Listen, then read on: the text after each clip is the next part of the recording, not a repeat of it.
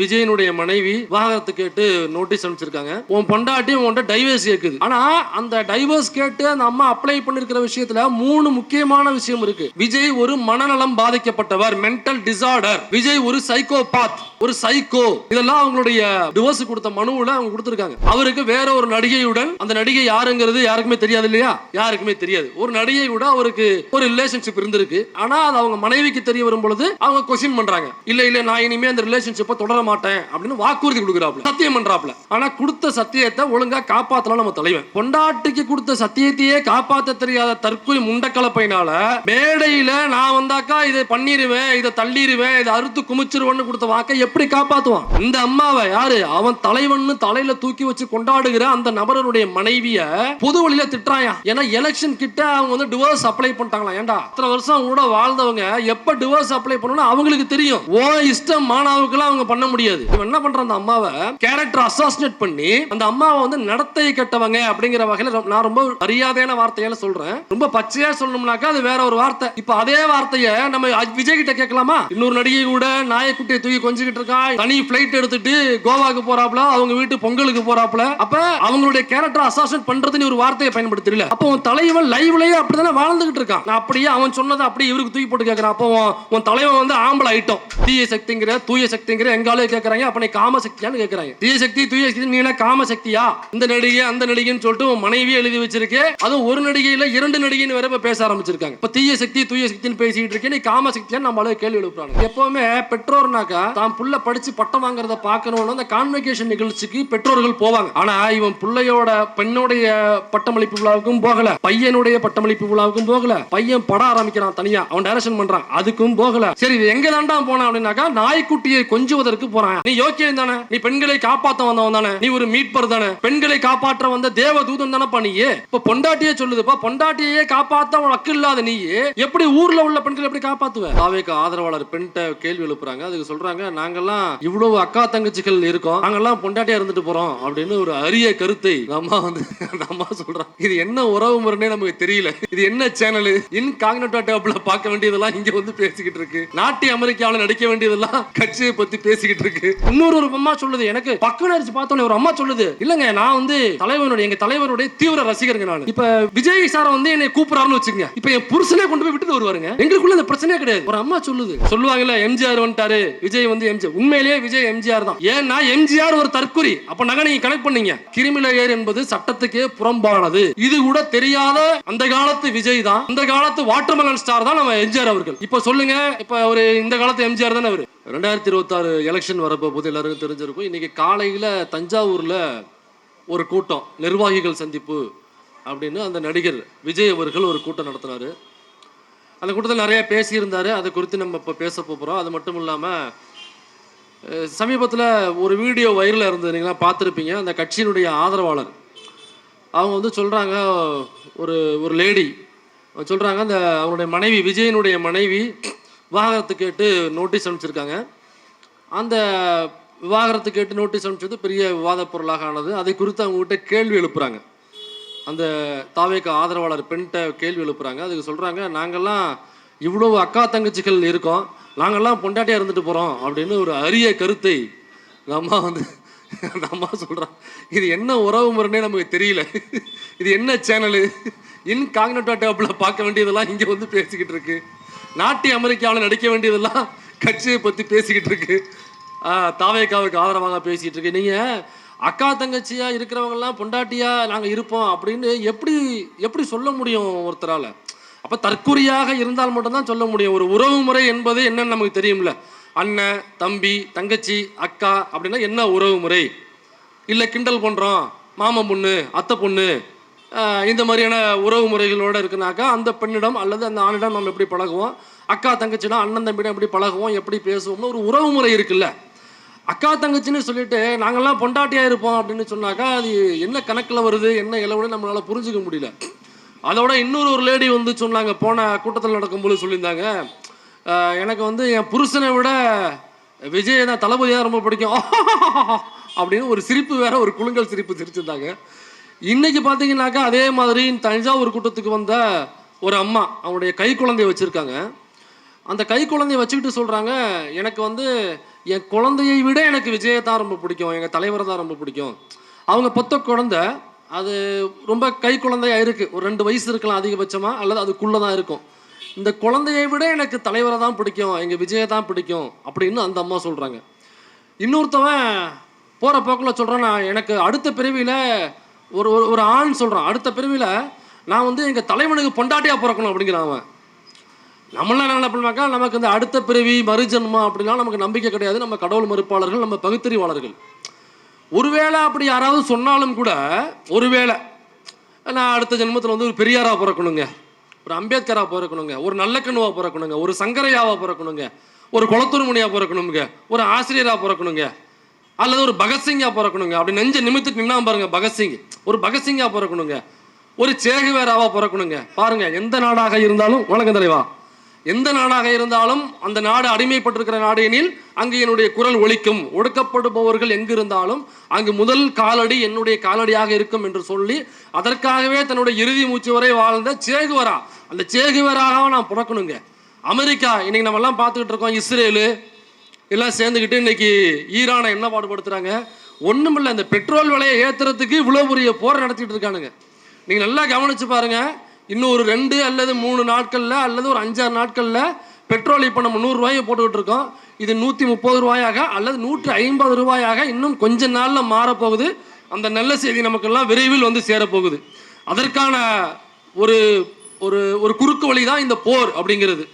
ஏன்னாக்கா நம்ம எண்ணெய் தேவை எங்கே இப்போ வாங்கிட்டு இருக்கோம்னா ரஷ்யாவில் வாங்கிக்கிட்டு இருக்கோம். இப்போ ரஷ்யாவில் வாங்கக்கூடாதுன்னு ட்ரம்ப் கூப்பிட்டு மிரட்டினோடனே நம்ம ஜியும் 56 இன்ச் இல்லை கூட்டம் மிரட்டினோடனே ஓகே ஜி வேறு எங்கே வாங்கணும்னு சொல்லுங்கள், வெனிசுலாவில் வாங்கணும். வெனிசுலா பிறகு தூக்கிட்டாங்க, தூக்கி இவர் வச்சுக்கிட்டு வெனிசுலாவை இவங்க கைப்பற்றினோடனே இப்போ வெனிசுலாவில் உள்ள அங்கே நிறைய எண்ணெய் கிணறுகள் இருக்குது, அங்கே உள்ள எண்ணெயை தான் எல்லா நாடுகளும் வாங்கணும் அப்படிங்கிறதுக்காக தான் ஈரானை போயிட்டு டச் பண்ணுறது, ஈரானில் போர் தொடுப்பது. ஏன்னாக்கா ஈரான் வழியாக தான் இந்த கப்பல்லாம் ரஷ்யாவிலேருந்து எண்ணெயை ஏற்றுக்கிட்டு இந்தியாவுக்கோ மற்ற நாடுகளுக்கோ அந்த ஒரு ஒரு ஒரு ஒரு ஒரு வழி இருக்குது, ஒரு ஆற்று வழியில் ஒரு நீர் வழி இருக்குது, அந்த நீர் வழியாகத்தான் போகணும். இப்போ ஈரான் அடித்தோம்னாக்கா அந்த நீர் வழியை அடைச்சிருவான், அடைச்சாக்க எந்த நாட்டுக்கும் எண்ணெய் போகாது. அருகாமையில் உள்ள சில இஸ்லாமிய நாடுகளில் எண்ணெய் இருக்குது, அங்கேயும் ஈரான் தூக்கி குண்டை போட்டானாக்கா ஒட்டுமொத்தமாக முடிஞ்சிருச்சு.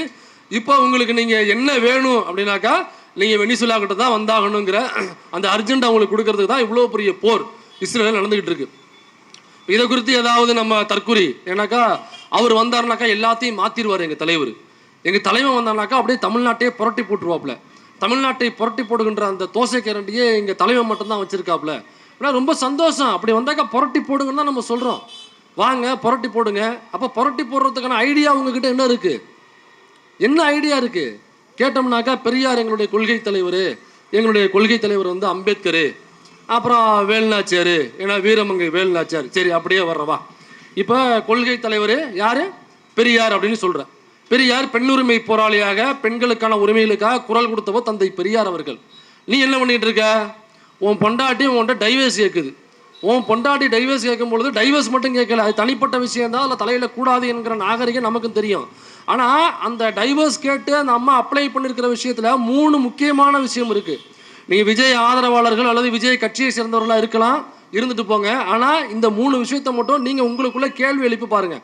நாங்கள் ஏன் மேடை போட்டு கத்திக்கிட்டு இருக்கோம் அப்படிங்கிறது உங்களுக்கு புரியும். அந்த அம்மா சொல்கிறது என்னன்னாக்கா, விஜய் ஒரு மனநலம் பாதிக்கப்பட்டவர், மென்டல் டிசார்டர், அவங்க அதில் மென்ஷன் பண்ணியிருக்காங்க. விஜய் ஒரு சைக்கோபாத், ஒரு சைக்கோ, இதெல்லாம் அவங்களுடைய மனுவில் விசாரணை, இது டிவோர்ஸ் கொடுத்த மனுவில் அவங்க கொடுத்துருக்காங்க. அவருக்கு வேற ஒரு நடிகையுடன், அந்த நடிகை யாருங்கிறது யாருக்குமே தெரியாது இல்லையா? யாருக்குமே அந்த நடிகை பேர் தெரியாது இல்லை, எனக்கும் தெரியாது, யாருக்குமே தெரியாது. ஒரு நடிகை கூட அவருக்கு ஒரு ரிலேஷன்ஷிப் இருந்திருக்கு, அது கன்சென்ட்டோடு இருக்கிற வரைக்கும் ஒன்றும் பிரச்சனை இல்லை. ஆனால் அது அவங்க மனைவிக்கு தெரிய வரும் பொழுது அவங்க கொஸ்டின் பண்ணுறாங்க. கொஸ்டின் பண்ணி இந்த மாதிரி நீ அந்த நடிகையோட தொடர்பில் இருக்க, ரிலேஷன்ஷிப்பில் இருக்க, இதுக்கப்புறம் நீ தொடருவியா தொடர மாட்டியாங்கிறது தெரியல, நம்ம குழந்தைகள் வளர்ந்துகிட்டு இருக்கு அப்படின்னு அவங்க கேள்வி எழுப்பும் பொழுது, இல்லை நான் இனிமேல் அந்த ரிலேஷன்ஷிப்பை தொடர மாட்டேன் அப்படின்னு வாக்குறுதி கொடுக்குறாப்புல, சத்தியம் பண்ணுறாப்புல. சத்தியம் பண்ணோடனே திரும்ப அவங்களுடைய அந்த இணைவு வாழ்க்கை அப்படியே தொடருது. ஆனால் கொடுத்த சத்தியத்தை ஒழுங்காக காப்பாற்றலாம் நம்ம தலைவன். பொண்டாட்டிக்கு கொடுத்த சத்தியத்தையே காப்பாற்ற தெரியாத தற்கொலை முண்டக்கலப்பையினால மேடையில் நான் வந்தாக்கா இதை பண்ணிடுவேன், இதை தள்ளிடுவேன், இதை அறுத்து குமிச்சிருவேன்னு கொடுத்த வாக்கை எப்படி காப்பாற்றுவான்? வீட்டில் அவங்க மனைவி 24 மணி நேரமும் கூடவே இருக்கக்கூடிய ஒரு நபர், அவங்க பெட்ரூம்குள்ள விஜய் இருக்கிற பெட்ரூம்குள்ள போறதுக்கு அவனுடைய மனைவிகளுக்கு மட்டும்தான் அதிகாரம் இருக்கும், உரிமை இருக்கும். அப்படியாப்பட்ட மனைவி கிட்ட கொடுத்த சத்தியத்தையே காப்பாற்ற முடியாத இந்த நபர் எப்படி பொதுமக்கள்கிட்ட, நீங்க யாருன்னே தெரியாது அவனுக்கு. நீங்க எல்லாம் படத்தை பார்த்துட்டு பின்னாடி போறீங்க, பைக்ல போறீங்க, உள்ள விழுகிறீங்க. இன்னைக்கு 2 50 + 2 52 எண்ணிக்கை. இன்னொரு 48 எலெக்ஷனுக்குள்ள போட்டா போனாங்க செஞ்சுரி போட்டுருவாப்புல. இப்போ 52 உசுறுகள் வந்து இன்னைக்கு 2 அது என்னன்னு தெரியல, இழுத்துட்டு கிடந்துச்சுன்னு சொன்னாங்க. அது போயிச்சா இல்லையான்னு தெரியல. எனக்கு நம்மளுக்கு அக்கறை இருக்குங்கிறது வேற விஷயம், ஆனால் அவங்களுக்கு அக்கறை இல்லை. எவ்வளோதான் பேசி தொலைக்கிறதுன்னு தெரியல. அதனால சரி போய் தொலையட்டுங்கிற முடிவுக்கு நம்ம வந்துட்டோம். அப்போ பொண்டாட்டிக்கே கொடுத்த சத்தியத்தை காப்பாற்ற முடியாத இந்த விஜய், பொதுமக்கள் நீங்க யாருன்னே தெரியாதுங்க அவனுக்கு. நீ தான் விஜய் விஜய்னு தூக்கி பிடிப்ப. அவர் நிற்கும் போது நீ கடந்து போனீனாக்கா உன்னையெல்லாம் யாருன்னே தெரியாது. உன்னைய பார்த்து கொடுத்த வாக்க அவர் எப்படி காப்பாற்றுவார் நம்புறீங்க நீங்க? அப்ப பெரியார் என்னுடைய கொள்கை தலைவர்னாக்கா அவங்க அதெல்லாம் குறிப்பிடுறாங்க. திரும்ப கொடுத்த சத்தியத்தை காப்பாற்றல, திரும்ப அந்த ரிலேஷன்ஷிப்பை கண்டினியூ பண்றாரு. அதுக்கப்புறம் தான் இந்த அம்மா டிவோர்ஸுக்கு அப்ளை பண்றாங்க. இப்போ டிவோர்ஸுக்கு அப்ளை பண்ணும்போது தான் இந்த விஷயங்களை குறிப்பிடுறாங்க. அவர் ஒரு மனநலம் பாதிக்கப்பட்டவர், அவர் ஒரு சைக்கோ பார்த்து இந்த மாதிரி ரிலேஷன்ஷிப் இருக்குன்னு தெரிஞ்சதுக்கு அப்புறம் என்கிட்ட சத்தியம் கொடுத்தாரு, நான் இனிமேல் ரிலேஷன்ஷிப்பை தொடர மாட்டேன் அவங்க கிட்டன்னு சொல்லிட்டு திரும்ப அதே வேலையை செய்தார் அப்படின்னு அவங்க குறிப்பிடுறாங்க. அப்ப அந்த சத்தியத்தை வந்து காப்பாற்ற முடியாம அவர் மென்டல் டிசார்டர் அதோட இந்த கேள்வி எழுப்பும் பொழுது என்ன பண்ணிருக்காருன்னா, அந்த அம்மாவுக்கு வீட்டுக்குள்ள அவங்களுக்கு உள்ள உரிமைகளை அவர் தடை செஞ்சிருக்காரு. அந்த அம்மாவனுடைய சுதந்திரத்தை அவர் தடை செஞ்சிருக்காரு. இந்த அம்மா கேட்டதுல ஒன்றும் கேள்வியில் ஒன்றும் தவறு இல்லை. நீங்க ரிலேஷன்ஷிப்ல இருக்கீங்க, சரி இருந்துட்டு போங்க. அப்புறம் இருக்கிறத கண்டினியூ பண்றதுன்னா நான் டிவோர்ஸ் கொடுத்துருங்க, எனக்கு இல்லை கண்டினியூ பண்ணலன்னு சத்தியம் கொடுத்தீங்கன்னாக்கா கண்டினியூ பண்ண வேண்டாம். 2 விஷயம். அவங்க கேட்கறதுல ஏதாவது தவறு இருக்கா? நீ ரிலேஷன்ஷிப்ல இரு, அவங்க வேண்டான்னு சொல்லவே இல்லை, எனக்கு டிவோர்ஸ் கொடுத்துட்டு நீ இரு, இல்லையா ஏன் கூட இரு, அந்த உறவை கட் பண்ணிரு. இதுல கேட்கறதுல என்ன தவறு இருக்கு? இந்த அம்மாவை யாரு, அவன் தலைவன்னு தலையில தூக்கி வச்சு கொண்டாடுகிற அந்த நபருடைய மனைவிய பொது வழியில திட்டுறாயா? ஏன்னா எலெக்ஷன் கிட்ட அவங்க வந்து டிவோர்ஸ் அப்ளை பண்ணிட்டாங்களா? ஏண்டா அத்தனை வருஷம் கூட வாழ்ந்தவங்க எப்ப டிவோர்ஸ் அப்ளை பண்ணணும் அவங்களுக்கு தெரியும். ஓ இஷ்டம் மாணவர்களாம் அவங்க பண்ண முடியாது. கூட வாழ்ந்தவங்க, கூட கஷ்டப்பட்டவங்க, அவங்க கொடுத்த மென்டல் டார்ச்சர் முத கொண்டு அனுபவிச்சவங்க, உள்ள பிசிக்கல் டார்ச்சரா நடந்துச்சா இல்லையாங்கிறது நமக்கு தெரியல. கண்டிப்பா மென்டல் டார்ச்சர் இருந்திருக்கும். அப்ப எப்ப அப்ளை பண்ணணும், எப்ப இதை பத்தி பேசணுங்கிறது அவங்களுடைய உரிமை. எலெக்ஷன் வருதுனாக்கா அது உன்னுடைய வேலை. எலெக்ஷன் கிட்ட கொடுக்கணுமா கொடுக்க வேணாமாங்கிறது முடிவு பண்றது பாதிக்கப்பட்ட அந்த அம்மாவுடைய சங்கீதாவுடைய வேலை. அது அவங்க யோசிச்சு கொடுக்குறாங்க. நீ தலைவன்னு சொல்லிக்கிற ஒருவனுடைய மனைவி, அவங்களுக்குள்ள நடக்கிற ஒரு விஷயம், ஒரு விவாகரத்து விஷயம் அப்படிங்கிறது. இவன் என்ன பண்றான், அந்த அம்மாவை கேரக்டர் அசாசினேட் பண்ணி அந்த அம்மாவை வந்து நடத்தை கெட்டவங்க அப்படிங்கிற வகையில் நான் ரொம்ப மரியாதையான வார்த்தையால சொல்றேன். ரொம்ப லிட்டரலா அவங்க சொன்னதை நான் கோட் பண்ணி சொன்னோம்னாக்கா பொது வழியில் நம்மளால அதை பேச முடியாத வார்த்தை. அப்படியாப்பட்ட வார்த்தையை பயன்படுத்தி சங்கீதா அவர்களை சொல்றாங்க. யாரு? அதே கட்சியில தன் தலைவன் என்று சொல்லிக் கொள்கிற அவன் தலைவனுடைய மனைவிய இந்த வார்த்தையை சொல்றான். ரொம்ப பச்சையா சொல்லணும்னாக்கா அது வேற ஒரு வார்த்தை. இப்ப அதே வார்த்தையை நம்ம விஜய் கிட்ட கேட்கலாமா? ஏன்னாக்கா நீ அவங்களை கேரக்டர் அசாசினேட் பண்றதுக்காக அந்த வார்த்தைக்கு நீ சொல்ற. ஆனா உன் தலைவன் லைஃப்லயே அப்படிதான் இருக்கான். இன்னொரு நடிகை கூட நாயக்குட்டியை தூக்கி கொஞ்சிக்கிட்டு இருக்கான். இன்னொரு தனி ஃப்ளைட் எடுத்துட்டு கோவாவுக்கு போறாப்புல, அவங்க வீட்டு பொங்கலுக்கு போறாப்புல. அப்ப அவங்களுடைய கேரக்டர் அசாசினேட் பண்றதுன்னு ஒரு வார்த்தையை பயன்படுத்தல. அப்போ உன் தலைவன் லைவ்லயே அப்படித்தானே வாழ்ந்துகிட்டு இருக்கான். அப்ப நீ சொன்ன வார்த்தை விஜய்க்கு பொருந்துமா இல்லையா? நான் அப்படியே அவன் சொன்னதை அப்படியே இவருக்கு தூக்கி போட்டு கேட்கிறேன். அப்போ உன் தலைவன் வந்து ஆம்பளை ஐட்டம் அப்படி. ஏன்னா அந்த அம்மா அந்த வார்த்தை சொல்லாம பேசினாங்க, அதை கோட் பண்ணி தான் சொல்றோம். அப்ப அந்த வார்த்தையை அவங்க இல்லாத, அந்த கேரக்டராக இல்லாத ஒருத்தவங்களை நீ அந்த வார்த்தையை சொல்லி இழிவுபடுத்துற. உன் தலைவன் லைவ்லயே அப்படிதான் இருக்கான். அப்ப அந்த கேரக்டரை பொறுத்து தான் நான் அவங்கள பேசுறேன் அப்படின்னாக்கா அந்த கேரக்டரா வாழ்ற உன் தலைவனை அதை இப்படி சொல்லலாம்ல, அந்த வார்த்தையை சொல்லலாம்ல. இப்போ இப்படியா பண்ண இதுல பேசும்பொழுது இன்னைக்கு தஞ்சாவூர்ல, அது டெல்டா மாவட்டம், எங்க ஏரியா, நான் தஞ்சாவூர் பக்கம் தான், டெல்டா மாவட்டம் விவசாயிகள் அதிகமாக வாழ்ற ஊர் அப்படிங்கிறதுனால அங்க பச்சை துண்டை போட்டு கிளம்பி விட்டாங்க. இப்ப பச்சை துண்டை பார்த்தாலே நமக்கு கடுப்பாகுது. ஊருக்குள்ள ரொம்ப இயல்பா பச்சை துண்டு போட்டுப்பாங்க. எங்க வீட்டுல எல்லாம் ஒரு 5-6 பச்சை துண்டு அங்க கிடக்கும். விவசாய சங்கத்துல போனாக்கா பச்சை துண்டு தான் கொடுப்பாங்க. இவனுங்க என்ன பண்றாங்க, ஊரை ஏமாத்துறதுக்கு அங்கங்க ஒரு பச்சை துண்டை போட்டு கிளம்பிடுறாங்க. இந்த எங்க அண்ணன் ஒருத்தர் இருக்காரு சீமான், அவர் அப்படிதான் பச்சை துண்டை போட்டு கிளம்பிடுவாப்புல. நம்ம எடப்பாடி பழனிசாமி கரெக்டா எலெக்ஷன் வரும்பொழுது பச்சை துண்டை போட்டுக்கிட்டு நல்லா வளைஞ்ச நல்லா விளைந்த நிலம்ங்க, அதுக்குள்ள இருந்து ஒருத்தர் ஐயா எங்களை காப்பாத்துங்க, நிலம்லாம் அழிவு போச்சு. யோ ஒரு ஷூட்டிங் பண்ற நீ, ஒரு எங்கேயாவது நீயே கிரியேட் பண்ணி உள்ளே இருந்து ஒரு 10 இடத்துல பிடுங்கி போட்டு ஐயா பாருங்க அழிவு போச்சுங்க, இந்த இடம்லாம் பயிர் இருந்துச்சு அந்த பயிரெல்லாம் மயிராக போச்சுங்க, இந்த ஆட்சி வந்து மோசமான ஆட்சிங்க, எப்படின்னா ஒரு நடிப்பு தானே. அது கூட என்ன பண்ணுறாங்க, அது கூட அவங்களுக்கு அலுப்பு. நல்லா விளைஞ்சு கிடக்கிற நிலமுங்க, அதில் எந்த ஒருத்தவங்க தூக்கிட்டு விடுறான், ஐயா நிலமெல்லாம் அழிவு போச்சியா, நிலமெல்லாம் அழிவு போச்சியா, உன்னுடைய விளம்பரமெல்லாம் அழிவு போச்சியா, விளம்பரமெல்லாம் அழிவு போச்சியா, உனக்கு ஆளவும் தெரியல நடிக்கவும் தெரியல. பச்சை துண்டை பார்த்தாலே இப்போலாம் நமக்கு காண்டாகுது, கடுப்பாகுது, வெறுப்பாகுது. பச்சை துண்டை போட்டு நீ மேடலை ஏறிட்டாப்ல. நீங்கள் பாருங்க, இப்போ நாம் ஏன் இந்த வண்டியை வாகன பிரச்சாரத்தை ரெடி பண்ணியிருக்கோம்னா, இது ஒரு தெருமுனை கூட்டம். அதனால் நம்ம அரங்கம் போடுறது அப்படி முடியாது, நிறைய இடங்கள்ல 1000 கூட்டம் நடத்தணும் எலெக்ஷனுக்குள்ள அப்படிங்கிறதுனால இந்த வாகன பிரச்சாரமாக போட்டு தெருமுனை கூட்டத்துக்கு ஒரு இடத்துல இருந்து திரும்ப இன்னொரு இடத்துல ஷிஃப்ட் ஆகிறது ஒரு 1/2 hourல போயிடலாம். இந்த மாதிரியான கூட்டங்களுக்கு தான் இந்த வாகனத்தை பயன்படுத்துவாங்க. மேலே ஏறி மேடை அமைக்க முடியாத காரணத்தினால இதை மேடையாக பயன்படுத்திப்போம். வேலூரில் மேடை போட்டிருக்கானுங்க, எல்லாம் மேடை போட்டிருக்குங்க, ஷெட்டு போட்டிருக்கு, ஷெட்டு போட்டு மேடை போட்டிருக்கு, பஸ்ஸை கொண்டாந்து அதுக்கு மேலே மேடைக்கு மேலே பஸ்ஸை நிப்பாட்டி பஸ்ஸுக்கு மேலே ஒரு மேடை போட்டு அதுக்கு மேலே ஒரு நிற்கிற ஒரு கோமாளியை, ஒரு முட்டாளை, ஒரு அடிமுட்டாளை எங்கேயாவது நீங்கள் பார்த்துருக்கீங்களா? இப்போ அந்த மேடை போடலைனாக்கா பஸ்ஸை கொண்டாந்து வச்சு நிப்பாட்டி அது மேலே நிற்கலாம், அதில் ஒரு லாஜிக் இருக்குது. மேடையும் போட்டு அது மேலே பஸ்ஸையும் கொண்டாந்து நிப்பாட்டி பஸ்ஸுக்கு மேலே ஒரு மேடை போட்டு அதுக்கு மேலே தான் இவர் நின்று பேசுவார். ஏன்னா இவர் வந்து தன்னுடைய மனசுக்குள்ள தான் பெரிய ஒரு ராஜராஜ சோழனே வச்சு கிளின்னு கிழிச்சிட்டு இருக்கு, நீ எல்லாம் ஏமாத்துறான் எனக்கு. இவர் தான் மனசுக்குள்ள நினச்சிக்கிறாப்புல, படை பரிவாரங்களோட நம்ம இருக்கோம், தமிழ்நாடே நமக்கு கீழே தான் இருக்குது அப்படின்னு நினச்சிட்டு இருக்காரு. பச்சை துண்டை போட்டுக்கிட்டு டெல்டா மாவட்ட தஞ்சாவூரை சுற்றி உள்ள மக்களை ஈஸியாக ஏமாத்திடலாம் என்கிற நினைப்போட நான் வந்து எனக்கு அடுத்த ஜென்மம்னு ஒன்று இருந்துச்சுனாக்கா நான் வந்து விவசாயியின் மகனாகத்தான் நான் பிறக்க வேண்டும், அதுதான் என்னுடைய புண்ணியம் அப்படின்னு பேசுகிறாப்புல. எனக்கு என்ன கேள்வினா, விவசாயியின் மகனாக பிறப்பது என்பதே இங்கே பெருமையா? விவசாயியின் மகனாக பிறப்பது தான் என்னுடைய பெருமை, அடுத்த ஜென்மத்தில் விவசாயியின் மகனாக நான் பிறக்கணும், அதுதான் புண்ணியம் அப்படின்னாக்கா அப்போ அந்த பாய்க்கு பிறக்கிற குழந்தையெல்லாம் என்ன பாவம் செஞ்ச பிள்ளைகளா? இப்போ அவர் பீஃப் கடை போட்டிருக்காரு, இவர் அரிசி நிலவிக்கல, இவர் விவசாயம் பண்ணல, விவசாயியாக பிறப்பது தான் புண்ணியம் செஞ்சது அப்படின்னாக்கா அப்போ இவங்கெல்லாம் பாவம் செஞ்சவங்களான்னு நான் கேட்குறேன். இப்போ இந்த மாலாவோட போட்டிருக்காரு அண்ணன், அவருக்கு வந்து விவசாயம் பண்ணல, அப்போ அவர் என்ன பாவம் பண்ணவரா? அவர் இந்த மெடிக்கல் வச்சிருக்காரு, அவரெல்லாம் பாவம் பண்ணவரா?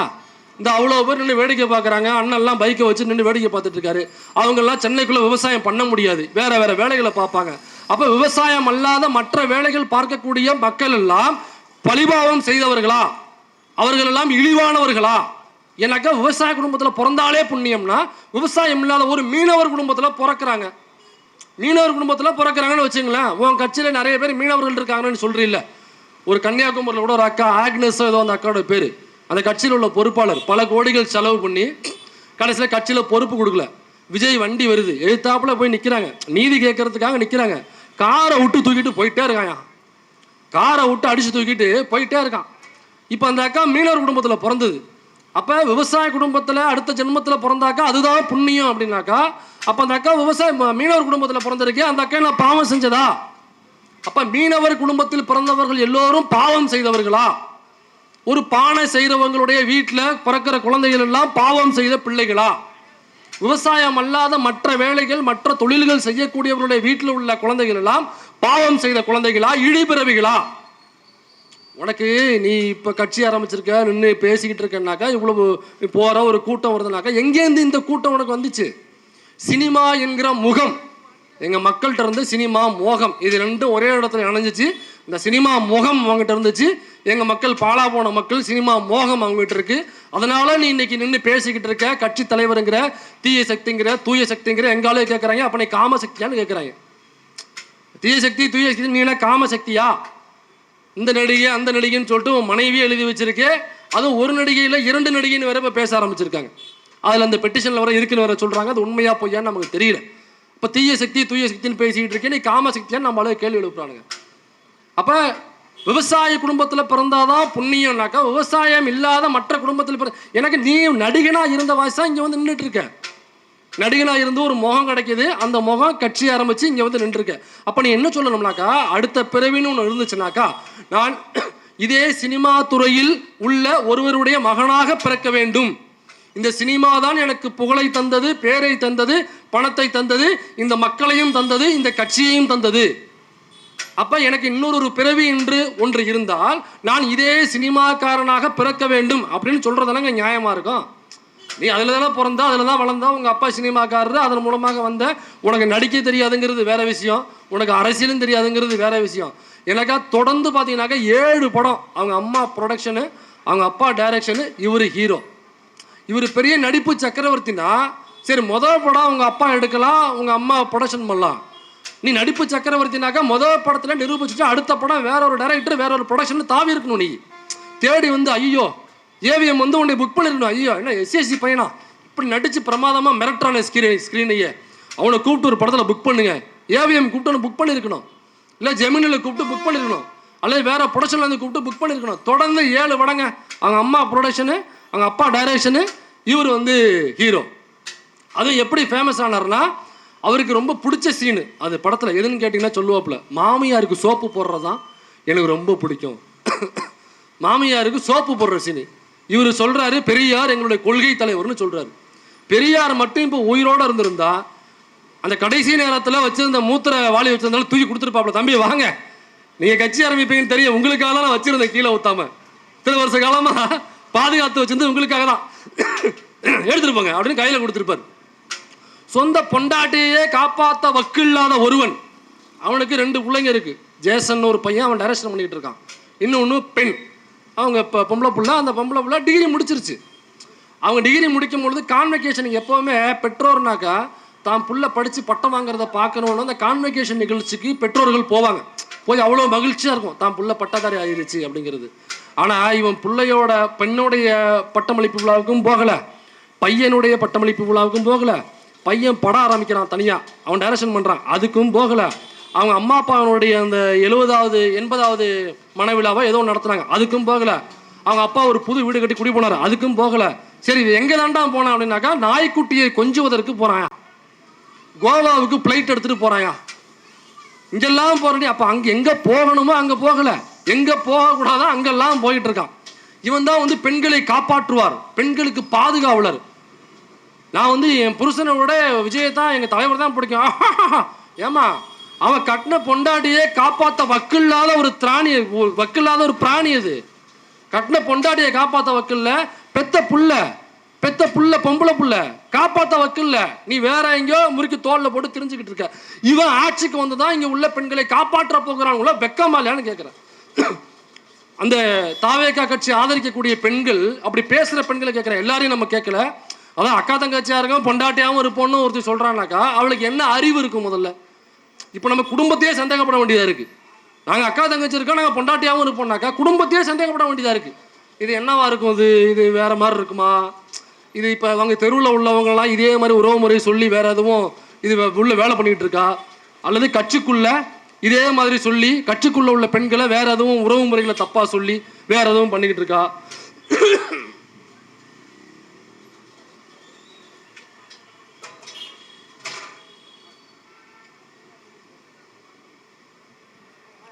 அப்படின்னு நமக்கு சந்தேகமாக இருக்குது. அதனால் இந்த பெண்கள்ட்ட தான் கேட்குறேன், அப்போ நீ உண்மையிலேயே பெரியாருடைய கொள்கை தலைவர்னா கட்டின பொண்டாட்டி கேட்கும்போது விவாதத்தை கேட்கும்போது, இல்லைங்க நான் வந்து மென்டல் டிசார்டர் இல்லை, நான் சைக்கோபாத் இல்லை, அவங்க வந்து என் மீது தேவையில்லாத வதந்தியை பரப்புகிறாங்க, எந்த நடிகையோடும் எனக்கு தொடர்பு கிடையாது, என்னோட கேரக்டரை அசாசினேட் பண்ணுறதுக்காக இவங்க இப்படி ஒரு விஷயத்தை பொய்யை திருத்தி விடுகிறார்கள், எனக்கு அந்த அம்மா உசாராக சொல்லிட்டாங்க. இது இல்லைன்னு ஒரு மறுக்கட்டும், தேவைப்பட்டால் அதற்கான ஆதாரங்களை வெளியிடுவேன்னு அந்த அம்மா சொல்லிருச்சு. அதனால வாயை திறக்காம இருக்காப்புல நம்ம தலைவன். இல்லைன்னாக்கா வாயை திறந்துருப்பாப்புல. இப்போ நீ யோக்கியம் தானே, நீ பெண்களை காப்பாற்ற வந்தவன் தானே, நீ ஒரு மீட்பர் தானே.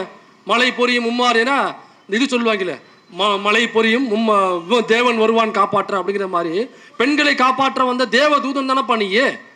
இப்போ பொண்டாட்டியே சொல்லுதுப்பா, பொண்டாட்டியே காப்பாற்ற வக்கு இல்லாத நீயே எப்படி ஊரில் உள்ள பெண்களை எப்படி காப்பாற்றுவ? இதில் அம்பேத்கரும் பெரிய கொள்கை தலைவர்னு போட்டு பார்ப்பல. ஆணவ படுகொலை நடக்கும், அதை எதிர்த்து ஒரு அறிக்கை, ஒரு ஆர்ப்பாட்டம், போராட்டம், இல்லை வாயை திறந்து ஆணவ படுகொலையை உடனே அதற்கு எதிரான சட்டத்தை இந்த தமிழக அரசு கொண்டு வர வேண்டும் அப்படின்னாவது இந்த அரசாங்கத்தை அழுத்தம் கொடுக்கணும்ல. எல்லாத்தையும் கொள்கை தலைவர்னு போட்டு பெண்களுக்கு ஒரு பிரச்சனை வரும்பொழுது வாயை திறக்கிறது இல்லை. இந்த நாமக்கல்ல ஒருத்தவங்க தாவேகாவில் உள்ள பொறுப்பாளர் அவன் என்ன பண்ணிட்டான், தலைவர் கூட நான் உனக்கு ஃபோட்டோ எடுக்க நான் ரெடி பண்ணி தரேன் அப்படின்னு சொல்லிட்டு அந்த அம்மா ரெடி பண்ணிட்டான். பார்த்தோம்னாக்கா வீட்டுக்காரன் இல்லாத நேரத்தில் இவர் உள்ளே பூண்டாப்புல. அவர் வீட்டுக்காரே வரும்பொழுது கையங்களவுமாக பிடிபட்டார்கள். அது அவரே வீடியோ எடுத்துட்டாங்க. வீடியோ எடுத்து இந்த மாதிரி இவர் கட்சி பொறுப்பை வச்சுக்கிட்டு பாலியலாக கட்சியில் உள்ள பெண்களை பொறுப்பு வாங்கி தர்றேன், தலைவர் கூட நிற்க வச்சு ஃபோட்டோ எடுக்க தர்றேன்னு சொல்லிட்டு பாலியலாக சுரண்டுகிறார் அப்படிங்கிறத அவங்களே சம்மந்தப்பட்ட அந்த பெண்ணினுடைய கணவரே சொல்கிறாப்புல. இந்த அம்மா ஒரு 1 hour கழிச்சு வீடியோ போடுது, இந்த மாதிரி நான் வந்து என்னை சொன்னார், அதனால நானும் சரின்ட்டேன். அந்த வடிவேல் காமெடி வரும்ல, சரி யதார்த்தமாக கேட்டார் நானும் பதார்த்தமாக விட்டு கொடுத்து நம்பாங்களா, அந்த மாதிரி இந்த அம்மா பேசிக்கிட்டு இருக்கு. அப்போ இந்த 1 மணி நேரம் கழிச்சு அந்த அம்மா வீடியோ போடுது, இதெல்லாம் சரிதான் கேட்டாங்க அதனால நான் ஒத்துக்கிட்டேன். ஆனால் இது பாருங்க திமுகனுடைய சதி. ஏமா நீயும் அந்த கட்சியில் உள்ள பொறுப்பாளரும் தனிப்பட்ட முறையில் இருக்கீங்க, அது அந்த வீட்டுக்காரன் வந்து பார்த்துட்டாப்புல, அவர் தான் வீடியோ எடுக்கிறாப்புல, அவர் தான் வெளியில் வருது, அவர் தான் சொல்கிறாப்புல, இது திமுகவின் சதி அப்படின்னு இந்த அம்மா வந்து சொல்லுது. இவ்வளோ பெரிய தற்கொலை முண்டகளை வச்சுக்கிட்டு எப்படி இந்த தமிழ்நாட்டை நம்ம காப்பாற்ற போகிறோம் அப்படின்னு நினைக்கும் பொழுது எனக்கு பக்குன்னு இருக்கு. இதில் தீய சக்தி தூய சக்தி அப்படின்னு தூக்கிட்டு வந்துருவாப்புல. என்னன்னா யார் தீய சக்தி? திமுகவை தீய சக்தி அப்படின்னு சொல்றாப்புல. இங்க முன்னாடி பாத்தீங்கன்னாக்கா அரசாங்க வேலைகளில் பெரும் பதவிகள், உயர் பதவிகள் இருக்குல்ல, அந்த உயர் பதவிகளில் முழுக்க பார்ப்பனர்கள் மட்டும்தான் இருப்பார்கள். பார்ப்பனர்கள் மட்டும்தான் இருப்பார்கள். ஏன் அப்படின்னாக்கா முன்னாடி பாப்பான் போய் உக்காந்துட்டான், நம்மளுக்கு படிப்பை கொடுக்காம நாமெல்லாம் சூத்திரர்கள், பார்ப்பனர் அல்லாதவர்கள் படிக்கக்கூடாது என்று சொல்லி அந்த படிப்பை அவன் மட்டுமே வச்சுக்கிட்டு அவன் மட்டுமே போய் உக்காந்துட்டான். இப்போ அதுக்கப்புறம் நம்மளாலேயே கொஞ்சம் கொஞ்சமாக படித்து உள்ளே போக ஆரம்பித்தாங்க. உள்ளே போக ஆரம்பித்து அந்த வேலையில் சேர்றாங்க, கொஞ்சம் கொஞ்சமாக ப்ரமோஷன் ஆகி வர்றாங்க. இப்போ அந்த துறையில் ஒரு உயரிய பொறுப்பு இருக்கும்ல, அந்த உயரிய பொறுப்புக்கு அவங்க ப்ரமோஷனாக போய் உட்காரணும்னா ஏற்கனவே இருக்கிற ரிட்டையர் ஆகும் பொழுது அந்த ப்ரமோஷன் கொடுத்து உட்கார வைப்பாங்க. அப்போ ரிட்டையர் ஆகும் பொழுது முன்னாடி என்ன விதிமுறையாக இருந்துச்சுன்னா, அந்த ரிட்டையர் ஆகிறாருல அவர் யாரை ரெஃபர் பண்ணுறாரோ அடுத்த கட்டத்தில் இருக்கிற 2-3 பேரில் அவங்கள தான் அந்த உயர் பொறுப்புக்கு உட்கார வைப்பாங்க. அப்போ ஒரு பாப்பா இருக்கும் பொழுது அவன் என்ன பண்ணுறான்னா அடுத்த லெவலில் இருக்கிற பார்ப்பனரை மட்டுமே ரெஃபர் பண்ணி அந்த உயரிய பொறுப்பில் உட்கார வச்சிருது. ஸோ அதில் சீனியாரிட்டி கீனியாரிட்டி அதெல்லாம் கிடையாது, அவர் யாரை கை காமிக்கிறாரோ அவர் தான் உட்கார வைக்கணும். குளத்தூர் மணியன் தான் ஒரு மேடையில் சொன்னதாக நினைவு. இதே மாதிரி ஒரு பஞ்சாயத்து. அப்போ என்னன்னாக்கா அந்த உயர் பதவிக்கு கீழே அந்த இடத்துக்கு வரக்கூடிய அந்த தகுதியோடு யார் இருக்காங்கனாக்கா ஒரு 2 பேர் இருக்காங்க. ஒருத்தன் பாப்பா, இன்னொருத்தவன் நம்மாள். இப்போ இந்த பாப்பான ரெஃபர் பண்ணிடுறான், ஆனால் வேண்டான்னு ஒதுக்குறான்ல, அவரை ஏன் வேண்டான்னு ஒதுக்குனேன் அப்படின்னு காரணத்தை சொல்லணும். ஏன்னாக்கா இன்னொரு பாப்பா இருக்காம பாருங்க அந்த பதவிக்கு போகிறவன், அவனை விட அதிகமாக எக்ஸ்பீரியன்ஸ் உள்ளவர், அவனை விட அதிகமாக படிப்பு உள்ளவர், அவனை விட அதிகமாக அந்த துறையில் சாதித்தவர். இப்போ அவருக்கு கொடுக்காம அவரை விட கம்மியான எக்ஸ்பீரியன்ஸு, அவரை விட கம்மியான திறமை, அவரை விட கம்மியான அறிவு உள்ள அந்த பாப்பானை அந்த இடத்துல உட்கார வைக்கணும்னா இவரை ஏன் நீங்கள் நெக்லெக்ட் பண்ணுறீங்க அப்படிங்கிற காரணத்தை சொல்லணும். அவன் என்ன தெரியுமா காரணம் சொன்னா, இவர் உடல் பருமனாக இருக்கிறார், குண்டா இருக்காராமா. அதுதான் ஆஃபீஸில் ஃபைலை புரட்டி கையெழுத்து போடுற ஒரு உயரிய பதவி. அந்த எனக்கா ஒரு ஒல்லியாக இருந்து என்ன ஒலிம்பிக்கில் ஓடி கோல்டு மெடல் வாங்க போகிறாரா, இல்லை கபடியில் விளையாண்டு எதுவும் பரிசு பொருளை வாங்க போகிறாரா? அப்படி இல்லை, அது ஃபைலை புரட்டி கையெழுத்து போடுற ஒரு உயரிய பதவி. அதை நெக்லெக்ட் பண்ணுறதுக்கு காரணம் சொல்கிறான் பாருங்க, அவர் உடல் பருமனாக இருக்கிறார். அப்போ ஆப்போசிட்டில் என்னன்னாக்கா அவனும் உடல் பருமன் தான், பாப்பா தானே நல்ல நெய் வெண்ணெய் தின்னுட்டு அவனுக்கு குண்டாக தான் இருக்கான். அப்போ அந்த காரணத்தை சொல்லி நெக்லெக்ட் பண்ண முடியல. இவர் குண்டாக இருக்கிறார், அவரும் குண்டாக இருக்கிறாரே அப்படின்னு கேள்வி வருது. அப்போ அடுத்த பாயிண்ட் போடுறான், இவர் குண்டாக இருந்தாலும் யார் அந்த பாப்பா 2 பேருமே பருமனாக இருக்காங்க. அதில் இந்த பார்ப்பனர் இருக்கார்ல, அவர் குண்டாக இருந்தாலும் அவர் டென்னிஸ் விளையாடுகிறார் என்பதை நான் அறிகிறேன், அதனால் இந்த பொறுப்புக்கு நான் அவரை வந்து பரிந்துரை செய்கிறேன். ஏண்டா உயரிய பதவியில் போகணும்னாக்கா இவரை விட ஒரு பெஸ்ட்டாக பர்ஃபார்ம் பண்ணுறாப்புல, அவரை விட ஒரு பெஸ்ட்டாக அறிவோடு இருக்காப்புல, திறமையோடு இருக்காப்புல, நல்ல கம்யூனிகேட் பண்ணுறாப்புல, அந்த துறையை நல்ல முன்னேற்றத்தோடு கொண்டு போகிறாப்புல, அதனால் நான் இவர் ரெஃபர் பண்ணுறேன்னாக்கா லாஜிக். 2 பேரும் பருமனாக இருக்காங்க, ஆனால் இவர் டென்னிஸ் விளையாடுகிறார் என்பதை நான் அறிகிறேன், அதனால் இந்த பதவிக்கு நான் அவரை பரிந்துரை செய்கிறேன். இப்படி தான் பார்ப்பனர் அல்லாத போன்ற நம்முடைய குடும்பத்திலேருந்து போன அறிவுள்ள திறமையுள்ள பல புத்திசாலிகள் ஏன் உயர் பதவிக்கு போக விடாமல் ஆக்குறாங்கன்னா அந்த பாப்பானுங்க இந்த மாதிரி காரணத்தை சொல்லி அவன் வீட்டில் உள்ளவனையே மேல் பதவியில் உட்கார வச்சிருது. லவ் யூ தலைவா, லவ் யூ தலைவா. எது கை தட்டுன்னு தெரியல, எனக்காக கை தட்டுன்னு எடுத்துக்கிறேன். சூப்பர் சூப்பர், நீ தான் தலைவா உட்காரணும், வா தலைவா. அப்படியாக தான் அந்த உயர் பதவிக்கு வருகிற நடைமுறை இருந்துச்சு. கலைஞர் அவர்கள் முதலமைச்சர் ஆனதுக்கு அப்புறம் தான் இதை பார்க்குறாரு. என்ன எல்லா இடத்துலையும் பூணுலாம் உட்காந்துருக்கே, இது நடைமுறை என்ன ஐயா, இப்படி தாங்க நடைமுறை இருக்கு, அப்போ அதை மாற்று. அந்த உயர் பதவியில் உள்ளவர் ரெஃபர் பண்ணி வர வேண்டும் என்று இருந்த அந்த விதிமுறையை நடைமுறையை கலைஞர் அவர்கள் மாற்றுகிறார். அதில் யார் எக்ஸ்பீரியன்ஸாக அடுத்தது அவருடைய அனுபவத்தோடு இருக்கிறாரோ அவர் எந்த சமூகத்தை சார்ந்தவராக இருந்தாலும் எந்த மதத்தை சார்ந்தவராக இருந்தாலும் அவருக்கு அந்த பதவியை கொடுக்க வேண்டுமே தவிர ஏற்கனவே உயர் பதவியில் ரிட்டையராக போகிற அந்த நபர் கொடுக்கிற பரிந்துரையை ஏற்றுக்கொள்ளக்கூடாது. அந்த நடைமுறை இனிமேல் மாற்றப்படுகிறதுன்னு சொன்னதாங்க போதும். அதுக்கப்புறம் அந்த இடத்துக்கு பூரா நம்ம அழுக போயிட்டானுங்க. இப்போ ஒரே ஒரு உத்தரவுல அந்த உயர் பதவிகள் முழுக்க பார்ப்பனர் அல்லாத நம்ம வீட்டு மக்கள் எல்லாம் போறதுக்கான ஒரு பார்வை இருக்குல்ல, அதுதான் சமூக நீதி பார்வை, அதுதான் திராவிட மாடல் பார்வை. அதை இந்த அரசாங்கத்தின் மூலமாக சட்டமாக விதிமுறையாக கொண்டு வந்தது யாருனாக்கா கலைஞர் அவர்கள். இப்போ கலைஞர் இந்த விதிமுறையை கொண்டு வந்ததுனால தான் பார்ப்பனர் அல்லாத நம்ம வீட்டு மக்கள் எல்லாரும் உயர் பதவிகளுக்கு போக முடிஞ்சுச்சு. அதுக்கு முன்னாடி படிக்கிறதுக்கு பார்த்தீங்கன்னா வெள்ளைக்காரன் வந்ததுக்கு அப்புறம் தான் ஸ்கூலுக்குள்ளே நம்மளை அலோவ் பண்ணாங்க. அப்போ முழுக்க பாப்பானுங்க உட்காந்துருப்பானுங்க. பார்ப்பனர் அல்லாத நம்ம வீட்டு ஆளுங்க கொஞ்சம் பேர் வெள்ளைக்காரன் வந்தவங்க தான் படிக்க உள்ளே போய் உட்காந்துருங்க. உள்ளே போய் உட்காந்தவனையே அப்போ ஃபர்ஸ்ட் கிளாஸ் செகண்ட் கிளாஸ் அப்படி 2 கிளாஸ் தான், தேர்ட் கிளாஸ்னு கிடையாது, 2 class, first class second class.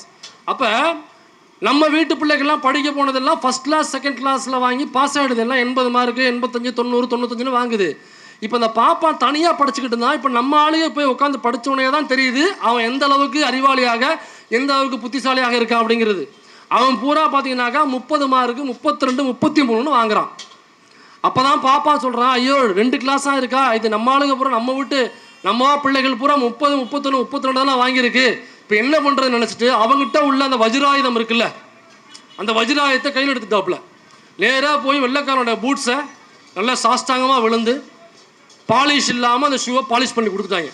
கொடுத்துட்டு, ஐயா இந்த ஃபஸ்ட் கிளாஸ் செகண்ட் கிளாஸில் எங்கள் வீட்டு பிள்ளைகளால் போட்டு படித்து பாஸ் பண்ண முடியல, அதனால தயவு செஞ்சு தேர்ட் கிளாஸ்னு ஒன்று கொண்டு வாங்க, அதற்கு 30 மார்க் 32 மார்க் வாங்கினா தேர்ட் கிளாஸ் பாஸ்ன்னு வைக்கணும், நீங்கள் இதை மாற்றலைனாக்கா எங்கள் வீட்டு பிள்ளைகள்லாம் இதையே தாண்டாது ஃபெயில் ஆகிடும் அப்படின்னு சொல்லி தேர்ட் கிளாஸ்னு ஒன்று உருவாவதற்கு காரணமாக இருந்த தேர்ட் கிளாஸ் பொறுக்கிங்க நம்மளை வந்து சொல்கிறானுங்க இவங்களுக்கு அறிவு இல்லை, இவங்களுக்கு திறமை இல்லை, இவாளெல்லாம் உள்ளே விட்டாக்கா டிபார்ட்மெண்ட்டையே காலி பண்ணிடுவா, இவாளெல்லாம் அரசாங்க உத்தியோகத்தில் விட்டா இவாளெல்லாம் லஞ்சம் ஊழல்னு பண்ணி கெடுத்துருவா, குட்டுச்சேர்வாக்கிடுவா. யாரு? சுதந்திர இந்தியாவின் முதல் ஊழல்வாதி என்று குற்றம் சாட்டப்பட்டவர் யார் தெரியுமா? யாராவது பார்ப்பனர் அல்லாத பிசி எம்பிசி எஸ்சி எஸ்டியில் உள்ளவங்க யாராவது சுதந்திர இந்தியாவின் முதல் ஊழல்வாதி என்று குற்றம் சாட்டப்பட்டவர்களா? கிடையாது. சுதந்திர இந்தியா சுதந்திரம் அடைஞ்சதுக்கு அப்புறம் முதல் ஊழல்வாதி என்று குற்றம் சாட்டப்பட்டவர் டிடி கிருஷ்ணமாச்சாரி என்கிற பாப்பான். அந்த டிடி கிருஷ்ணமாச்சாரி பேரில் தான் ரோடு வச்சுருக்காங்க மெட்ராஸில். அந்த ரோட்டில் தான் நம்ம கமலஹாசன் ஆண்டவருடைய ஆஃபீஸும் அங்கே தான் இருக்குது. ஒருவேளை இப்பெல்லாம் ஊழல் செஞ்சாக்கா ரோட்டுக்கு பேர் வைப்பாங்க போட்டு நமக்கு தெரியல, அதனாலே நம்மளோட பேர்லாம் ரோட்டுக்கு வைக்காமல் போயிட்டாங்க. அப்போ டிடி கிருஷ்ணமாச்சாரி என்கிற அந்த பாப்பான் தான் சுதந்திர இந்தியாவின் முதல் ஊழல்வாதி என்று குற்றம் சாட்டப்பட்டவர். இந்த இன்சூரன்ஸ் இருக்கும்ல, அதில் முந்த்ரா அப்படின்னு ஒரு வழக்கு 5 கோடி அந்த காலத்துலேயே 5 கோடி ஆட்டையை போட்டவன் எங்கால் டிடி கிருஷ்ணமாச்சாரி என்கிற பாப்பான். இவன் சொல்கிறான், நாமெல்லாம் அரசாங்கத்துக்குள்ளே போயிட்டோம்னா இவாளெல்லாம் எம்எல்ஏ ஆனா, இவாளெல்லாம் எம்பி ஆனா, இவாளெல்லாம் முதலமைச்சர் ஆனா, இவாளெல்லாம் அரசு துறைக்குள்ளே வந்தாக்கா லஞ்சம் வாங்குவா, இவாளெல்லாம் உள்ள விட்டோம்னாக்கா ஊழல் செய்வா. யாரா ஊழல் பண்ணது? முந்த்ரா வழக்கில் யார் ஊழல் பண்ணது? யார் மாட்டினது? இப்போ சமீபத்தில் பாருங்கள், வட இந்தியாவில் இருக்கிற பாப்பானுங்க பூரா லஞ்சம் வாங்கி மாட்டிருக்கான். லஞ்சம் ஊழல் செய்து வட இந்தியாவில் உள்ள பாப்பான் பூரா மாட்டிருக்கான். இவன் வந்து நம்மகிட்ட சொல்லுவான், இவனை உள்ள விட்டோம்னாக்கா ஊழல் வந்துடும், லஞ்சம் வந்துடும். இப்போ இந்த உயர் பதவியில் கொண்டு போனார்ல தலைவர் கலைஞர் அவர்கள், இந்த திமுகவை தான் தீய சக்தி என்று சொல்கிறான். யார்? நம்ம வீட்டில் உள்ளவங்க உயர் பதவிக்கு போகணும்னு யோசிச்சு ஒரு சட்டத்தை கொண்டு வந்த கலைஞர் அவர்களை தீய சக்தி என்று சொல்கிறான் இந்த காமசக்தி. இது மட்டும் இல்லை, நீங்கள் இங்கேருந்து வெளிநாடு போய் படிக்கணும் அப்படின்னாக்கா, வெளிநாடு போய் படிக்கணும்னாக்கா மிகப்பெரிய செலவுகளாகும். 20 லட்சம் 30 லட்சம் 35 லட்சம் செலவாகும். அப்போ பட்டியல் சமூகத்தில் பிறந்த ஒருவர் ஒரு பேச்சுலர் டிகிரி முடித்தா போதும், நீங்கள் மாஸ்டர் டிகிரி வெளிநாடு போய் எந்த நாடாக இருந்தாலும் சரி, எந்த பல்கலைக்கழகமாக இருந்தாலும் சரி, நம்பர் 1 பல்கலைக்கழகம் வேணுமா நீங்கள் அப்ளை பண்ணால் போதும். வெறுமனே ஒரு பேச்சுலர் டிகிரி மட்டும் முடித்தா போதும். முடிச்சுக்கினாக்கா அதை அப்ளை பண்ணிட்டீங்கன்னா போதும், உங்களுடைய முழு செலவையும் இந்த திராவிட மாடல் அரசு, திராவிட முன்னேற்ற கழகம் முழு செலவையும் ஏற்றுக்கும். பட்டியல் சமூகத்தில் பிறந்த மாணவர்கள் 174 பேர் இந்த திட்டத்தின் கீழே இன்னைக்கு ஃபாரின்ல படிச்சுட்டு இருக்காங்க. எந்த பல்கலைக்கழகங்களில்? நாம் இங்கே உட்காந்து இந்த பல்கலைக்கழகம் நம்மளால் படிக்க முடியுமா, இங்கெல்லாம் இடம் கிடைக்குமா, அந்த மாணவர்கள்ட்ட நம்ம எப்படி உரையாடுறது, இப்போ அங்கே உள்ள வாத்தியார்கள்லாம் நல்ல அறிவோடு இருப்பாங்களே, இப்போ அவங்களோட அறிவை நம்ம எப்படி ஷேர் பண்ணிக்கிறது, என்னதான் லைவில் வந்தாலுமே நேராக உட்காந்து பேசும்பொழுது நிறைய டிஸ்கஷன் பண்ண முடியுமே, இப்போ இவங்க அறிவை நம்ம எப்படி ஷேர் பண்ணுறதுனாக்கா அதற்கு தான் இந்த திராவிட மாடல் அரசு அற்புதமான திட்டத்தை புரட்சியாளர் அம்பேத்கரின் பெயரில் திட்டத்தை கொண்டு வந்திருக்காங்க. இவங்க திமுக ஆட்சிக்கு முன்னாடி ஜெயலலிதா அவர்கள் முதலமைச்சராக இருந்து பிறகு எடப்பாடி முதலமைச்சராக இருந்தார் இல்லைங்களா, அந்த 10 வருஷத்தில் மட்டும் இந்த திட்டத்துக்கு கீழே அந்த 10 வருஷத்தில் எத்தனை பேர் தெரியுமா போனாங்க? வெறும் 10 பேர். அதற்கு அவர்கள் ஒதுக்கியது 5 கோடின்னு நினைக்கிறேன்.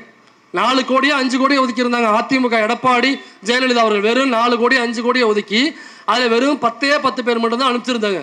இந்த திமுக அரசு தலைமையேற்றதற்கு பிறகு அந்த 5 கோடியை 4 கோடியை ஒதுக்குனாங்கல்ல, அது அப்படியே அதுக்கு 65 கோடின்னு நினைக்கிறேன், 65 கோடின்னு நினைக்கிறேன் அதை மாற்றினது. அப்போ மாற்றும் பொழுது 174 பட்டியல் சமூகத்தை சார்ந்த பேச்சுலர் டிகிரி முடித்தவங்க இன்னைக்கு வெளிநாடுகளில் மிகப்பெரிய பல்கலைக்கழகங்களில் மாஸ்டர் டிகிரியை படிச்சுக்கிட்டு இருக்காங்க. இப்போ அடுத்ததாக என்ன பண்ணியிருக்காங்கனாக்கா, இந்த 174 அப்படிங்கிற நம்பரை 350 அல்லது 400 மாற்றிருக்காங்க. அப்போ அந்த 65 கோடின்னு இருக்கு பார்த்தீங்களா, அதை டபுள் ஆக்கிட்டாங்க. அப்போ டபுள் ஆக்கிட்டாக்கா பட்டியல் சமூகத்தில் பிறந்த மாணவர்கள் பேச்சுலர் டிகிரி முடித்தவங்க 350லேருந்து 400 பேர் இப்போ அங்கே படிக்கலாம். இதை ஏன் கொண்டு வர்றாங்கன்னு நம்ம பார்க்கணும். ஏன் கொண்டு வர்றாங்கன்னா, அமெரிக்கா போன்ற நாடுகளில் பார்த்தீங்கன்னாக்கா அங்கே கல்வி தகுதி இருந்தால் நம்ம வேலை கிடச்சுன்னு வச்சுங்களேன். ஆனால் அங்கேயும் இந்த 3% பார்ப்பனர்கள் இருக்காங்க இல்லையா, அவனுங்க போய் இடத்த பிடிச்சிட்டானுங்க அமெரிக்காவில். அங்கே போய் உயர் பதவியில் உட்காந்துக்கிட்டு அந்த வேலைக்கு இன்டர்வியூ எடுக்கும்போது என்ன பண்ணுறாங்கன்னா, அவங்க என்ன சாதின்னு பார்க்குறானுங்க. அந்த இன்டர்வியூக்கு வர்றவங்க நம்மவாளா அல்லது பார்ப்பனர் அல்லாதவரா அல்லது பார்ப்பனர் அல்லாதவரான பார்த்துட்டு பார்ப்பனர் அல்லாதவர்கள் அந்த வேலைக்கு வர்றாங்க அப்படின்னா இன்டர்வியூல பார்ப்பனர் அல்லாதவர் என்பதை தெரிந்து கொண்டு அவர்களை சாதிய ஒடுக்குமுறைக்கு உள்ளாக்குவது. எங்க போய் உட்காந்துட்டு அமெரிக்காவில் போய் உட்காந்துக்கிட்டு இங்கேருந்து வேலைக்கு போகிற நம்ம ஆளுகளை அங்கே உள்ள பாப்பானுங்க இன்டர்வியூ வச்சுட்டு அதை சாதிய ஒடுக்குமுறை செய்து வேலையை விட்டு நீக்குவது. இப்போ அமெரிக்காவில் என்ன பண்ணிட்டாங்கன்னாக்கா, பெரியார் அம்பேத்கரின் பெயரில் அங்கே அமைப்புகள் உருவாயிருச்சு இந்த மாதிரி சாதிய ஒடுக்குமுறைக்கு எதிராக. இந்த சாதிய ஒடுக்குமுறை இன்டர்வியூவில் மட்டும் இல்லை, ஒரு கம்பெனியில் வேலை செய்கிறாங்க, அதையும் தாண்டி நம்ம ஆளுங்க அடிச்சு பிடிச்சி உள்ளே வேலைக்கு போயிட்டாங்கன்னா அங்கே உள்ள பார்ப்பன கும்பல்லாம் ஒன்று சேர்ந்துக்கிட்டு பார்ப்பனர் அல்லாத பிசி எம்பிசி எஸ்சி எஸ்டியை சார்ந்த நம்ம வீட்டு பிள்ளை அங்கே படித்து வேலைக்கு போயிருக்கும்ல அவர்களை புல்லிங் பண்ணுறது, சாதியை சொல்லி இழிவுபடுத்துறது, தரக்குறைவாக பேசுறது, சேர்ந்துக்கிட்டு டார்கெட் பண்ணி ஒரு ஆளை புல்லிங் பண்ணுறது, அவர்களை சாதிய ஒடுக்குமுறைக்கு உள்ளாக்குவது. எங்கள் அமெரிக்காவில் உள்ள ஒரு மாகாணத்தில் இது பெரிய பிரச்சனையாக வெடிக்குது. அங்கே உள்ள மாகாணத்தில் என்ன பண்ணுறாங்கனாக்கா ஒரு பில்லு பாஸ் பண்ணுறாங்க. இது போன்று ஐடி கம்பெனியிலோ அல்லது வேற எந்த கம்பெனியிலோ அல்லது பொதுவெளியிலோ சாதியை சொல்லி ஒடுக்குமுறை செய்வது என்பது தவறு, அப்படி செஞ்சால் தண்டனைன்னு. எங்க சாதியே இல்லாத அமெரிக்காவில் சாதியை ஒடுக்குமுறையை ஒருத்தன் செஞ்சானாக்கா அவனுக்கு தண்டனைன்னு சொல்லிட்டு ஒரு சட்டம் கொண்டு வந்திருக்காங்க. இந்த சட்டத்தை ஏன் கொண்டு வர்றாங்க? நம்ம ஊரில் ஜாதி இருக்குது, அதனால் சாதியை ஒடுக்குமுறைக்கு எதிரான சட்டம் வருது. இப்போ நம்ம நாடு தாண்டி வேறு நாட்டுக்கு போனோம்னாக்கா ஜாதிங்கிறது கிடையாது, அது இந்து மதத்தில் மட்டும்தான் உண்டு. அப்போ வேறு நாடுகள் ஒரு முஸ்லீம் கண்ட்ரிக்கு போனீங்கன்னாக்கா ஜாதியை ஒடுக்குமுறை குறித்து சட்டமே இருக்காது. ஏன்னாக்கா முஸ்லீமில் ஜாதி கிடையாது, பிரிவு வேணா இருக்கும், சன்னி ஷியான்ட்டு பிரிவு வேணா இருக்குமே தவிர ஜாதி இருக்காது. ஜாதி இங்கே மட்டும்தான், இந்து மதத்தில் மட்டும்தான். அப்போ அமெரிக்காவில் எதுக்கு ஜாதிக்கு எதிரான சட்டம் கொண்டு வரணும்? அப்போ இங்கேருந்து போன அந்த பாப்பார கும்பல் இருக்குல்ல, போகும்போது சாதியையும் தூக்கி போயிட்டு இங்கே என்ன பண்ணுறானோ அதே சாதிய ஒடுக்குமுறையை நம்ம ஆளுக்கு அங்கேயும் பண்ணுறது. அப்போ இங்கே கொண்டு வர்ற சாதிக்கு எதிரான சட்டம் போன்று அங்கேயும் கொண்டு வர சூழல் ஏற்படக்கூடியது. அப்போ இந்த பாப்பார கும்பல் எங்கு போனாலுமே பார்ப்பனர் அல்லாதவர்களை சாதியின் பெயரை சொல்லி இழிவு செய்வது, அவர்களை ஒடுக்குமுறைக்கு உள்ளாக்குவது என்பதை தொடர்ந்து செஞ்சுக்கிட்டே இருக்கிற கும்பல் தான் இந்த பார்ப்பன கும்பல். இந்த பார்ப்பன கும்பல் தமிழ்நாட்டில் காங்கிரஸ் இருக்கும் பொழுது முன்னாடி அப்போ ராஜகோபாலாச்சாரி அவர்கள் இங்கே முதலமைச்சர், ராஜகோபாலாச்சாரி முதலமைச்சராக இருக்கும் பொழுதுதான் அந்த குலக்கல்வி திட்டத்தை கொண்டு வராரு. குலக்கல்வி திட்டம் என்றால் உங்கள் அப்பா என்ன வேலை செய்கிறாங்களோ அதை அப்படியே புள்ள செய்யணும். அப்பா செருப்பு தைச்சாக்கா புள்ள செருப்பு தான் தைக்கணும். அப்பா பானை செஞ்சாக்கா புள்ள பானை தான் செய்யணும். அப்பா மூட்டை தூக்குறாரா புள்ள மூட்டை தான் தூக்கணும். அப்பா காய்கறி மண்டியில் வேற ஏதாவது வேலை பார்க்குறாரா அதே வேலை தான் புள்ள செய்யணும். அப்போ குலத்தொழிலாக அப்பா என்ன வேலையை பார்க்குறாங்களோ அதே வேலை புள்ளையை செய்யணும், வேற வேலை செய்யக்கூடாது. இதுதான் குலக்கல்வி. அப்போ நாமெல்லாம் என்ன கேட்டோம்னாக்கா, சரிப்பா நாங்கள் ஃபாலோ பண்ணுறோம். அப்போ உங்கள் அப்பா என்ன பண்ணுறாரு? ராஜகோபாலாச்சாரி அப்பா என்ன பண்ணுறாரு? ஐயா எங்கள் அப்பா மணியாட்டினாருங்க. அப்போ ராஜகோபாலாச்சாரி மணியாட்ட தானே போயிருக்கணும். அப்போ நீ மட்டும் முதலமைச்சராக உங்கள் வீட்டில் பிறந்த நிர்மலா சீதாராமன் வந்து அமைச்சர் ஆவாங்க. அப்போ என் வீட்டில் பிறந்தவங்கலாம் செருப்பு தைக்கணும், ஆடு மேய்க்கணும், மாடு மேய்க்கணும், அப்புறம் பானை செய்யணும், அல்லது மூட்டை தூக்கணும், கூலி வேலை செய்யணும். எங்கள் வீட்டில் பிறந்தவங்க முதலமைச்சராகவோ அமைச்சராகவோ பெரிய வேலைகளுக்கு போயிடக்கூடாது. இந்த ராஜகோபாலாச்சாரி முதலமைச்சராக இருக்கும் பொழுது 10 பேர் கொண்ட அமைச்சரவை, 10 பேர் கொண்ட அமைச்சரவையில் 4 பார்ப்பனர்கள், 10 பேர் தான் மொத்தம் அமைச்சர். அதில் 4 பார்ப்பனர்கள், 6 பேர் பார்ப்பனர் அல்லாதவர்கள். அதாவது 97% இருக்கக்கூடிய பார்ப்பனர் அல்லாதவர்கள் 6 பேர், வெறும் 3% இருக்கக்கூடிய பார்ப்பனர்கள் 4 பேர் அந்த அமைச்சரவையில் உட்கார்ந்தாங்க. இப்படியாக 1930களில் இருந்த அமைச்சரவை இன்னைக்கு முதலமைச்சர் மு க ஸ்டாலின் அவர்கள் பதவியேற்கும் பொழுது 10 அமைச்சர்களில் கிட்டத்தட்ட சரிபாதி பார்ப்பனர்கள் அமைச்சராக இருந்த அமைச்சரவை, ஒரு பார்ப்பனர் கூட அமைச்சரவை இல்லை, அந்த எம்எல்ஏ கேண்டிடேட்டாக கூட இல்லாமல் உள்ள அந்த சட்டமன்ற உறுப்பினர்கள் யாருமே இல்லாத ஒரு சட்டமன்றமாக ஒரு தலைகீழ் மாற்றத்தை கொண்டு வந்தது இந்த திராவிட மாடல் அரசு. இந்த தமிழ்நாட்டை புரட்டி போடுறது, நான் புரட்டி போடுறேன்பாங்களா, உண்மையிலேயே தமிழ்நாட்டை புரட்டி போட்டது திராவிடம் என்கிற சித்தாந்தம். 10ல் 4 5 பாப்பா அமைச்சரவையாக இருந்த அமைச்சரவையை பார்ப்பனர்களே இல்லாத அமைச்சரவையாக சட்டமன்றமாக ஆக்கி காட்டியது இந்த திராவிட மாடல் அரசு. அப்ப உண்மையிலே புரட்டி போட்ட இந்த தோசைக்கரண்டி யாருன்னாக்கா திராவிட மாடல் அரசில் உள்ள தோசைக்கரண்டி தான் அதை புரட்டி போட்டுச்சு. அப்ப இந்த மாதிரி இருக்கும் பொழுதுதான் அப்ப ஃபாரின்ல வந்து வேலை பார்க்க வந்தாலும் அங்க படிக்க வர்றவனுக்கும் தொந்தரவு கொடுப்பேன் நீ. அப்ப நான் என்ன பண்றேன்னாக்கா, என் பிள்ளைகளுக்கு இங்க ஒரு திட்டம் போடுறேன், அம்பேத்கரின் பெயரில் ஒரு திட்டம். அந்த திட்டத்தில் நான் என் பிள்ளைகளை நீ எங்கே உள்ளே வரக்கூடாதுன்னு அங்கே வெளிநாட்டில் உள்ள பல்கலைக்கழகங்களில் உட்காந்துக்கிட்டு சாதியை ஒடுக்குமுறை செய்கிறியோ, அங்கே உள்ள கம்பெனியில் உட்காந்துக்கிட்டு என் வீட்டு பிள்ளைகளுக்கு படிச்சுட்டு வர பிள்ளைகளுக்கு சாதியை ஒடுக்குமுறை செய்கிறியோ, அந்த பல்கலைக்கழகங்களுக்கு நானே என்னுடைய அரசாங்கத்தின் மூலமாக திட்டத்தை போட்டு நாங்கள் செலவு செய்து எங்கள் பிள்ளைகளை அங்கே படிக்க வைக்க கொண்டு வரோம், உன்னால் முடிஞ்சதை பாடுறான்னு சவால் விட்டு இன்னைக்கு 175 பட்டியல் சமூகத்தை சார்ந்த மாணவர்கள் இன்னைக்கு பயன்பெற்று வர்றாங்க. அது 400ஆக அடுத்த ஆண்டில் மாறப்போகுது. இதெல்லாம் பேசும்போது சாதாரணமாக இருக்கும். ஆனால் யோசிச்சு பாருங்க, ஒரு தெருவுக்குள்ளேயே வரக்கூடாது, இந்த சாதியா நீ தெருவுக்குள்ள வரக்கூடாது, இந்த சாதியா தோல்ல துண்டு போடக்கூடாது, இந்த சாதியா நீ எதிர்த்தாப்புலயே வரக்கூடாது, இந்த சாதியா நீ பெண்ணா அப்ப நீ உன்னுடைய மாற மறைக்கவே கூடாது, மாறை வெளிக்காட்டி கொண்டுதான் வர வேண்டும். இப்படி எல்லாம் இருந்த இந்த சமூகம் இன்னைக்கு வெளிநாட்டில் நம்பர் 1 பல்கலைக்கழகங்கள்ல ஃபாரின்ல போய் படிக்கிறோம் அப்படின்னா அதுக்கு யாரு காரணம்? எப்படி இந்த மாற்றம் நடந்துச்சு? யாராவது மீட்பர் வருவாரா? எம்ஜிஆர் வந்து இது செய்வாரா? அவருக்கு கிரிமிலேயர்னா என்னன்னே தெரியாது. எம்ஜிஆர் வந்து அந்த காலத்து விஜய் தான், மாற்று கருத்து இல்லை. சொல்லுவாங்கல்ல, எம்ஜிஆர் வந்துட்டாரு, விஜய் வந்து எம்ஜிஆர். உண்மையிலேயே விஜய் எம்ஜிஆர் தான். விஜய் மட்டும் எம்ஜிஆர் இல்லை, எடப்பாடியே எம்ஜிஆர் தான். ஏன்னா எம்ஜிஆர் ஒரு தற்குறி. அப்போ நாங்கள் நீங்கள் கனெக்ட் பண்ணீங்க. கிரிமிலேயர்னா என்ன தெரியாதுங்க எம்ஜிஆருக்கு. கிரிமிலேயர் பற்றி எந்த புரிதலும் கிடையாது. கிரிமிலேயரை கொண்டு வர பார்த்தாப்புல, ஏன்னா எம்ஜிஆர் தோக்கவே இல்லை, எம்ஜிஆர் தோக்கவே இல்லாமானுங்க, நம்பாதீங்க, வரலாற்று பிழை. எம்ஜிஆர் கிரிமிலேயரை கொண்டு வந்தாரு. கொண்டு வந்த பொழுது நடந்த பார்லிமெண்ட் எலெக்ஷன்ல அதிமுக, எம்ஜிஆர் தலைமையிலான அதிமுக பெரும் தோல்வியை சந்தித்தது. அது பெரும் வெற்றியை பெற்றது திராவிட முன்னேற்ற கழகம். அப்ப மிகப்பெரிய தோல்வியை சந்திச்சார் எம்ஜிஆர். அப்ப அவ்வளோ பெரிய படை எனக்கு பின்னாடி இருக்கு, அவ்வளோ பெரிய சக்தி இருக்கு, நான் எவ்வளோ பெரிய நடிகர் தெரியுமா, நான் தோத்ததே இல்லை. நீ தான் பார்லிமெண்ட் எலெக்ஷன் தோத்து போனீங்க. ஏன்னாக்கா அவருக்கு எந்த சித்தாந்தமும் தெரியாது, எந்த சித்தாந்தமும் அவருக்கு தெரியாது. கிரிமிலேயரை எவனா கொண்டு வருவானா? ஏயா, பெரியார கொள்கை தலைவர் அண்ணா திராவிட முன்னேற்ற கழகம்னு வச்சுட்டு கிரிமிலேயரை கொண்டு வருவியா? இடஒதுக்கீடுனா என்ன? பொருளாதாரம் எப்படி இடஒதுக்கீட்டுக்குள்ள வரும்? இடஒதுக்கீட்டுக்குள்ள பொருளாதாரம் வராது.